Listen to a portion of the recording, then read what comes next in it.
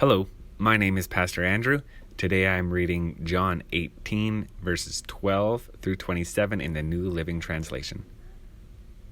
So the soldiers, their commanding officer, and the temple guards arrested Jesus and tied him up.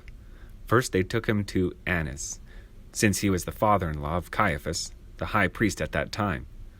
Caiaphas was the one who had told the other Jewish leaders, "It's better that one man should die for the people." Simon Peter followed Jesus, as did another of the disciples. That other disciple was acquainted with the high priest, so he was allowed to enter the high priest's courtyard with Jesus. Peter had to stay outside the gate. Then the disciple who knew the high priest spoke to the woman watching at the gate, and she let Peter in. The woman asked Peter, "You're not one of that man's disciples, are you?" "No," he said, "I'm not." Because it was cold, the household servants and the guards had made a charcoal fire. They stood around it, warming themselves, and Peter stood with them, warming himself. Inside, the high priest began asking Jesus about his followers and what he had been teaching them. Jesus replied, "Everyone knows what I teach.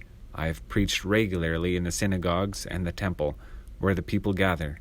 I have not spoken in secret. Why are you asking me this question? Ask those who heard me. They know what I said." Then one of the temple guards standing nearby slapped Jesus across the face. "Is that the way to answer the high priest?" he demanded. Jesus replied, "If I said anything wrong, you must prove it. But if I'm speaking the truth, why are you beating me?" Then Annas bound Jesus and sent him to Caiaphas, the high priest.